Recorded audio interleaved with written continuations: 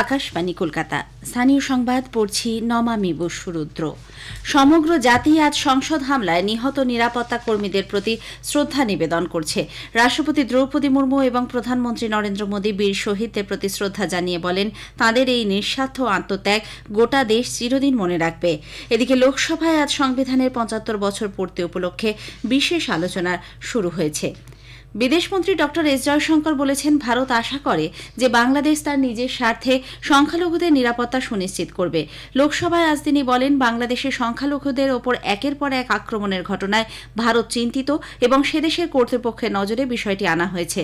তিনি বলেন, বিদেশ সচিব সম্প্রতি বাংলাদেশ সফর করেছেন। সেদেশে ভারতের একাধিক উন্নয়নমূলক প্রকল্প রয়েছে এবং পারস্পরিক সুস্থ ও স্থিতিশীল সম্পর্কের জন্য বর্তমান পরিস্থিতির বদল হবে বলে ভারতের বিশ্বাস। উত্তর দিনাজপুরের চোপড়া ব্লকের ফতেপুর বিওপি থেকে এক বাংলাদেশি নাবালিকাকে বিএসএফ পাকড়াও করেছে। জানা গেছে, বাংলাদেশের পঞ্চগড় জেলার বাসিন্দা ওই নাবালিকার পরিবার ইসকনের ভক্ত।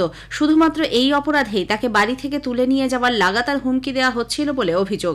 ওই নাবালিকার দাবি, শেষমেশ কোনো রাস্তা না পেয়ে সে ভারতে পালিয়ে আসতে বাধ্য হয়। বেলাকোবায় এক আত্মীয়ের বাড়িতে যাওয়াই উদ্দেশ্য ছিল তার।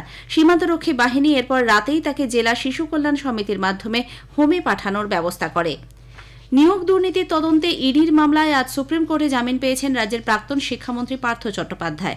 গত ৪ ডিসেম্বর শীর্ষ আদালতে পার্থর জামিন মামলার শুনানি শেষ হয়। ওই দিন রায়দান স্থগিত রেখেছিলেন বিচারপতিরা। আজ আদালত জানিয়েছে, ১ ফেব্রুয়ারির মধ্যে পার্থ জামিন পাবেন। এ মাসের মধ্যেই চার্জ গঠন করতে হবে ইডিকে। জানুয়ারির তৃতীয় সপ্তাহ শেষ হওয়ার আগেই গুরুত্বপূর্ণ সাক্ষীদের বয়ান নেওয়ার চেষ্টা করবে নিম্ন আদালত। পার্থবাবুকে নিম্ন আদালতে সম্পূর্ণ সহযোগিতা করতে হবে। যদি সমস্ত প্রক্রিয়া ১ ফেব্রুয়ারির আগে শেষ হয়ে যায়, তাহলে তার আগেই জামিন পেতে পারেন তিনি। তবে সরকারি কোনো পদে থাকতে পারবেন না। বিচার চলাকালীন একমাত্র বিধায়ক পদটি বহাল থাকবে তাঁর। যদিও এই ঘটনায় সিবিআই এর দায়ের করা মামলা এখনও বিচারাধীন থাকায় তাতে জামিন না মিললে এখনই জেলমুক্তি হচ্ছে না তার। জলদাপাড়া অভয়ারণ্যে চিলাপাতার জঙ্গলে কাঠ কুড়োতে গিয়ে হাতির হামলায় ৩ মহিলা প্রাণ হারিয়েছেন। আশঙ্কাজনক অবস্থায় একজনকে আলিপুরদুয়ার জেলা হাসপাতালে নিয়ে যাওয়া হয়েছে। জানা গেছে, গতকাল দুপুরে কালচিনি ব্লকের দক্ষিণ মেন্দাবাড়ির বাসিন্দা বেশ কয়েকজন মহিলা জঙ্গলে কাঠ সংগ্রহে গেলে বুনো হাতির দলের সামনে পড়ে যান। মৃত্যু হয় চান্দামণি ওরাও, সুকুরমণি লোহার ও রেখা বর্মনের।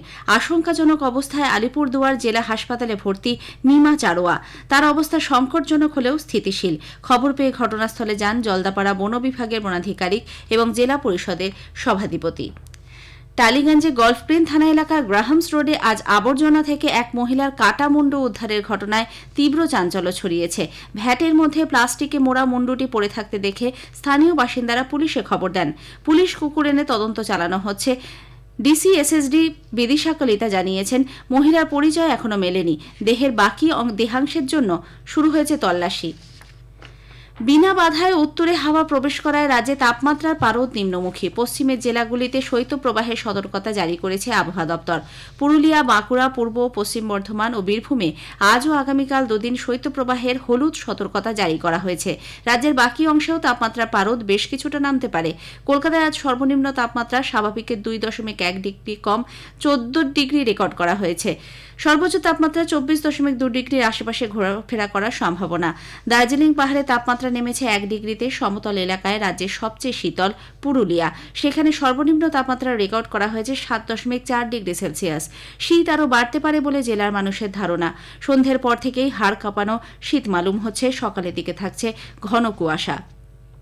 অন্যদিকে উত্তর 24 পরগনার বিধাননগর পৌর নিগমের 23 নম্বর এলাকায় ঘন কুয়াশার কারণে ড্রেনে পড়ে গিয়ে এক বাইক আরোহীর মৃত্যু হয়েছে।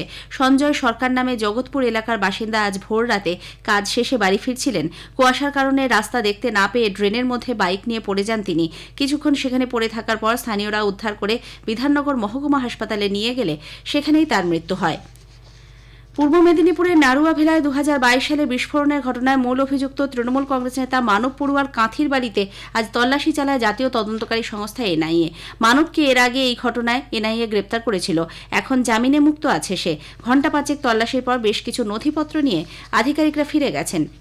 ব্রাউন সুগার পাচারের সময় মালদার বৈষ্ণবনগর থানার পুলিশ 2 জনকে গ্রেপ্তার করেছে। গতকাল ধুরিটোলা মোড়ে নাজমুল হোসেন ও আতাউল শেখ নামে 2 জনকে পুলিশ 404 গ্রাম ব্রাউন সুগার সহ ধরে ফেলে। এর আনুমানিক বাজার মূল্য 50 লক্ষ টাকা। আজ তাদের মালদা আদালতে তোলা হচ্ছে। গঙ্গাসাগর মেলার প্রস্তুতি খতিয়ে দেখতে আজ সাগরে আসেন রাজ্যের পরিবহন মন্ত্রী স্নেহাশিস চক্রবর্তী। মেলার সময় পরিবহন ব্যবস্থা কিভাবে কাজ করবে তা নিয়ে বিস্তর আলাপ আলোচনা করেন তিনি। এবারের মেলায় দূর দূরান্ত থেকে আগত তীর্থযাত্রীদের যাতায়াত আরও সুগম করার লক্ষ্যে একাধিক নতুন উদ্যোগ নেওয়ার কথা জানিয়েছেন মন্ত্রী। কেন্দ্রীয় ন্যায় বিচার ও ক্ষমতায়ন মন্ত্রক 2015 সালে শুরু করেছে সুগম্য ভারত অভিযান। আজ এই নিয়ে শুনবেন বিশেষ আলোচনা সুগম্য ভারত এবং তার গুরুত্ব। দক্ষিণ পূর্ব রেলের জনসংযোগ আধিকারিক সোপান দত্তের সঙ্গে কথা বলেছেন কল্যাণ লাহা। আকাশবাণী সংবাদ প্রযোজিত অনুষ্ঠানটি শোনা যাবে রাত 8টায় গীতাঞ্জলি 107 FM ও DTH বাংলা পরিষেবায়। স্থানীয় সংবাদ শেষ হল। পরের খবর শুনবেন বিকেল 5টা বেজে 10 মিনিটে।